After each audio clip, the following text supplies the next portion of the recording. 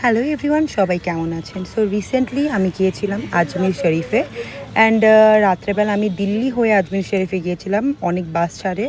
So আমি একটা বাস নিয়ে দিল্লিতে অ্যারাউন্ড 5টার দিকে আমি পৌঁছে গেছি অ্যান্ড এটা হলো আজমির শরীফ।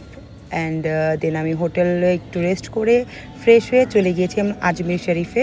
আজমির শরীফের পাশে আপনি অনেক দোকান পেয়ে যাবেন যেখানে আপনি চাদর, বাবার দরবারে আপনি দিতে পারেন, ফুল সহ অনেক কিছু দিতে পারেন। আর এখানের মধ্যে অনেকে মানে সবাই যারা আসে সবাই কিছু না কিছু দান করে। আমি চাল এখানে দান করেছিলাম।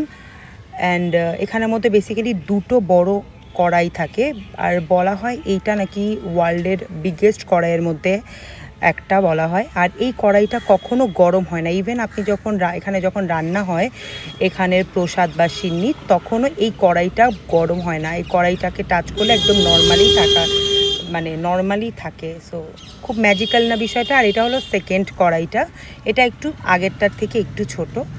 আর দেখতেই পাচ্ছেন এখান থেকে অ্যাকচুয়ালি আজমিরের যাওয়ার যাত্রাটা স্টার্ট হয়ে যায়, মানে এই বাবার দরবারে যাওয়ার ইয়েটা স্টার্ট হয়ে যায়।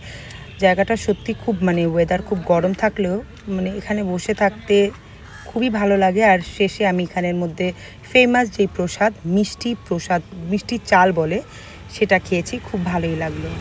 সো আপনারা কারা কারা নেক্সট আজমির শরীফে যাচ্ছেন এবং কাদের কাদের আইডিয়া লাগবে ট্যুর রিলেটেড আমাকে কমেন্ট করে জানাবেন।